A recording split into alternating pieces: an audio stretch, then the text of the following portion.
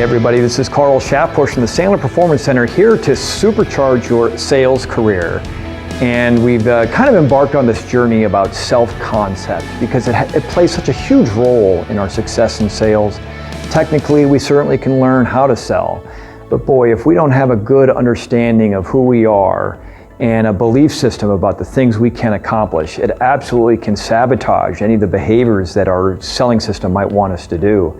And ultimately that makes difficult very elusive, or makes success very difficult and elusive. And so how can we deal with this?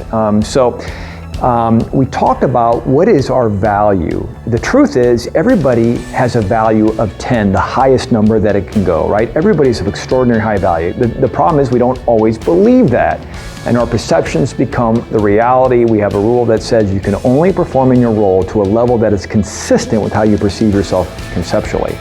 And in the world, there are basically three groups of people. Let me illustrate them.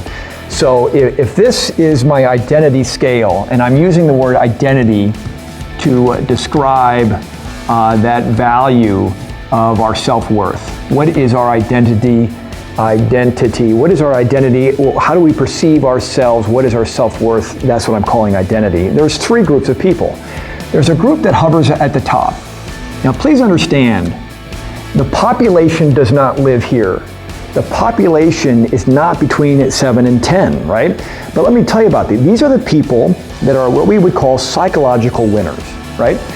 They'll go out in life and they'll set goals, and for the most part, they'll go out and accomplish the goals that they set. Oh, they may experience some failure and certainly lots of success, but it never derails them from what they want to achieve. They just continue to move in the direction that they want to go. And you want to know what? These people just are successful almost all the time. And when they're not successful, they just keep going until they are. There's another group of people that's down here. We would call this 0 to 3.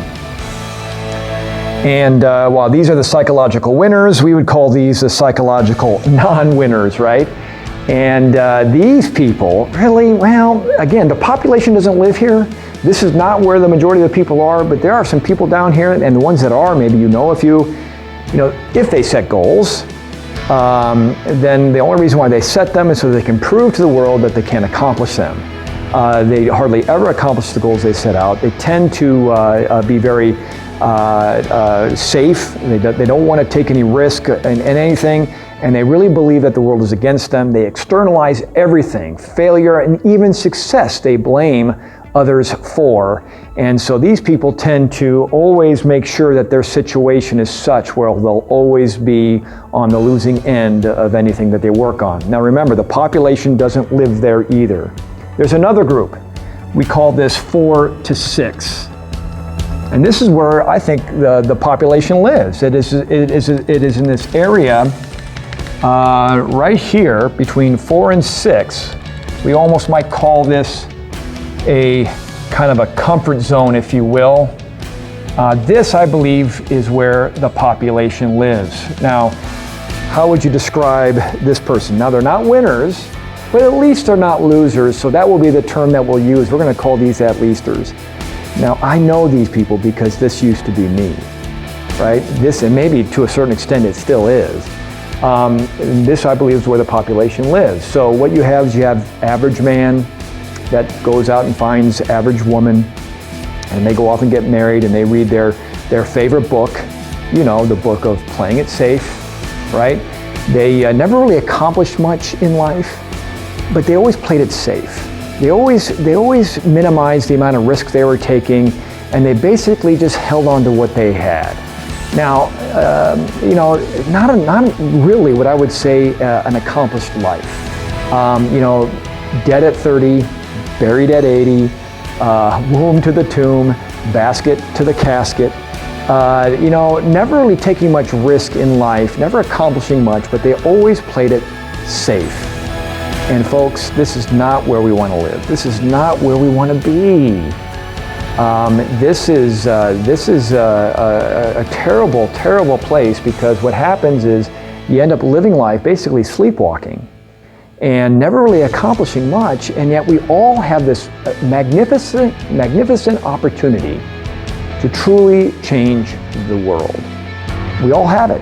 We all are gifted in certain ways that we can certainly contribute and give back. Granted, it takes risk, it takes failure, it takes pain and suffering to do the kind of things that change the world, but we all have this opportunity. And so many people pass on it for safety, for security, for easy, for simplicity. And here's what I'm suggesting. If we want to have success in sales, it does not live between 4 and 6. It's going to live up here. And we got to figure out how we get up there. And in the next podcast, I'm going to kind of give you my life story. I'm going to tell you what my life looked like because I was at Leicester. And you'll see how this mindset, this belief system, this conceptuality of ourselves can sabotage even the things that we train, the things that we know would bring us success. If our concept is not there, then we tend to go to what we believe we are, not technically what we know we can do. And so this can be a very, very challenging barrier to get past. So we'll take a look at that, okay? But this is certainly where the population lives, and I want to help you break out of that and think of yourself as a winner, all right? So again, this is Carl Shapbush from the Sandler Performance Center, wishing you all a great day of selling success. So long, everybody.